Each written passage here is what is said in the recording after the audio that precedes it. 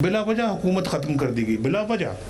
जहाँ आए दिन वज़ीर आज़म बदलते हों और जेलों में जाते हों, मुल्क बदरी होती हो, झूठे मुकदमे बनते हों, झूठी सज़ाएं मिलती हों, वो कैसे चलेगा मुल्क? बताएं ज़रा, आप सोच के बताएं कैसे चलेगा। क्या ज़रूरत थी हमारे ख़िलाफ़ साजिश करने की, और क्या ज़रूरत थी उस वक्त के जजों को हमारे ख़िलाफ़ फैसला देने की? किसको लाए नवाज शरीफ की जगह पर? आरटीएस को क्यों बंद किया? इलेक्शनों में हेरा फेरी क्यों की? और बहुत मुश्किल वक्त देखे, इक़्तिदार भी देखा और इख्तलाफ भी देखा। इक़्तिदार में भी रहे, हस्ब इख्तलाफ में भी रहे, और दोनों बराबर बराबर चलते रहे।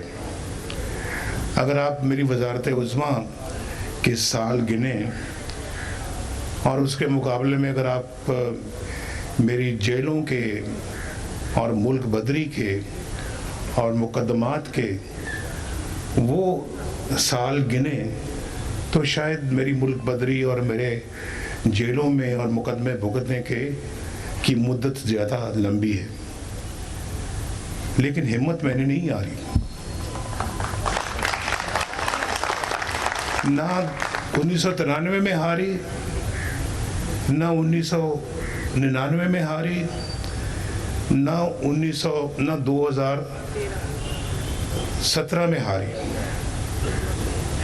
बस 2017 से आज तक मुसलसल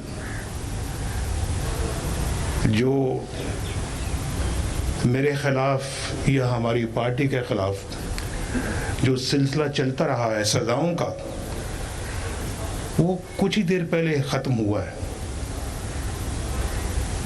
और बिला वजह, या तो हो ना कोई वजह हो तो फिर तो ठीक है, बिला वजह वो मुझे भी समझ नहीं आती कि वजह क्या है। 1993 में वजह क्या थी? इसलिए कि हम इस्लामाबाद से लाहौर मोटरवे बना रहे थे, इसलिए कि पाकिस्तान इक़्तिसादी तरक्की कर रहा था, इसलिए कि लोगों को रोज़गार मिल रहा था, इसलिए कि पाकिस्तान में येलो कैब लोगों को मिल रही थी, इसलिए कि पाकिस्तान के अंदर गुर्बत ख़त्म हो रही थी, इसलिए कि हम अपना इक़्तिसादी मैदान में अपने हमसायों से भी बहुत आगे थे, हमारा रुपया मजबूत था। तो बिला वजह हुकूमत ख़त्म कर दी गई, बिला वजह। अगर वो मोमेंटम चलता रहता तो मैं गलत बात नहीं करता, दावे से अल्लाह के फजल करम से ये कहता हूँ कि आज पाकिस्तान दुनिया की मजबूत तरीन ताकतों में से एक ताकत होता। ये वो गलत बयानी नहीं मैं कर रहा, मैं बिल्कुल ठीक कह रहा हूँ। हमने खुद अपने मुल्क को पटरी से वो उखाड़ा है, पटरी से उतारा है, उखाड़ा है, बल्कि पटरी उखाड़ दी हमने। तो फिर कैसे चलेगा मुल्क? जहां आए दिन वज़ीर आज़म बदलते हों और जेलों में जाते हों, मुल्क बदरी होती हो, झूठे मुकदमे बनते हों, झूठी सज़ाएं मिलती हों, वो कैसे चलेगा मुल्क? बताएं ज़रा, आप सोच के बताएं कैसे चलेगा। भाई एक घर नहीं चलता, यहाँ सियालकोट के लोग बैठे, एक फैक्ट्री नहीं चलती भाई, एक इदारा नहीं चलता, तो मुल्क कैसे चलेगा? ये सोचने वाली बातें हैं। मेरा ख्याल है कि जैसे अभी किसी ने कहा कि हमारे पास कोई अब मौका नहीं है। ये चेंबर से, मैं आज चेंबर में गया हूँ, चेंबर से वहाँ कहा जी कि ये अब हमारे पास कोई गलती का कोई अपना अब जो कहते हैं एहतमाल नहीं है।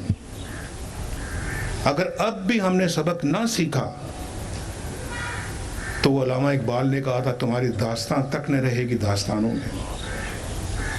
हम तो पहले ही अपनी दास्तां को कहीं पीछे छोड़ा है, इसलिए हमने बनाया था 1947 में ये मुल्क।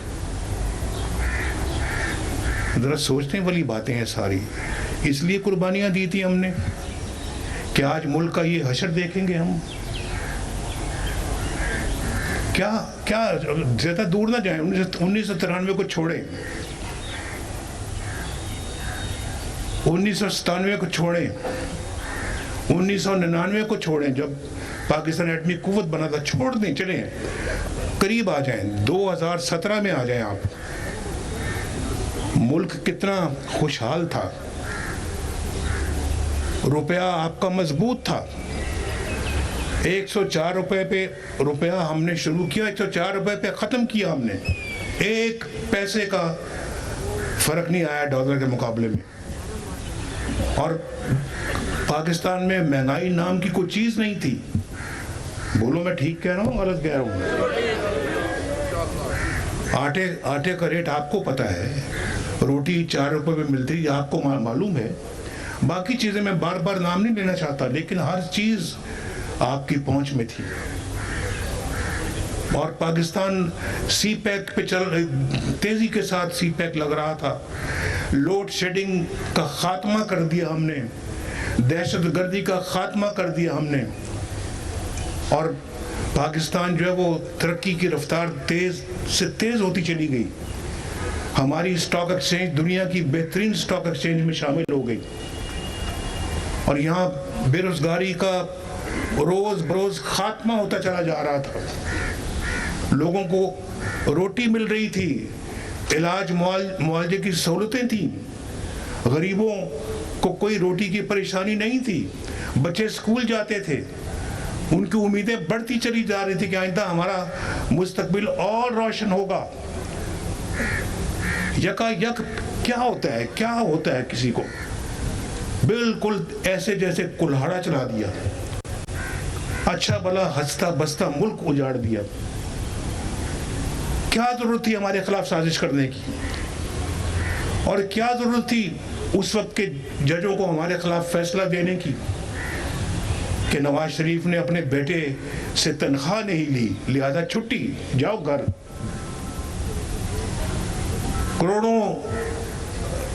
करोड़ों इंसानों के नुमाइंदे को, वजीर आजम को 5 बंदों ने उठा के वो फेंका। ये ऐसा कहाँ होता है यार, दुनिया में कहाँ होता है ऐसे? फिर हम पूछते हैं हम क्यों पीछे रह गए हैं, हमारी क्या वजह है कि हम दुनिया के पस्तरीन ममालिक में हम शामिल हैं आज। कोई भी आप ग्राफ उठा के देख लें, किसी लिहाज से, किसी भी लिहाज से, तरक्की के लिहाज से, खुशहाली के लिहाज से, कानून के लिहाज से, और फिर क्राइम रेट के लिहाज से, और भी बहुत सारी बातों के लिहाज से आप देखें, हम फहरिस्त में सबसे नीचे पाकिस्तान का नाम आता है। ये इतना खूबसूरत मुल्क है कि हम इसको अपना जन्नत बना सकते थे, जन्नत। इतना यहाँ लोगों के अंदर एक माशाअल्लाह हुनर है कि मैं बयान नहीं कर सकता। अब ये शहर देख लें आप, ये शहर सियालकोट, जिससे मुझे बेपनाह मोहब्बत है, इस शहर के अंदर इतना पोटेंशियल है तरक्की का कि ये अल्लाह के फजल करम से दुनिया के एक बेहतरीन तरक्की याफ्ता शहर बन सकता है। अपने पाकिस्तान मुल्क को ये बहुत तरक्की याफ्ता बना सकता है। इतना ही हमारे अंदर पोटेंशियल है, लेकिन हमने कभी कुल्हाड़ा चलाते वक्त इन चीज़ों को नहीं देखा कि कौन क्या कर रहा है। और उसके बाद हमें तो आप निकालते हो, बगैर किसी वजह के निकालते हो, आंखें बंद कर लेते हो हमें निकालते वक्त। लाते किसको लाए नवाज शरीफ की जगह पर? आरटीएस को क्यों बंद किया? इलेक्शनों में हेरा फेरी क्यों की?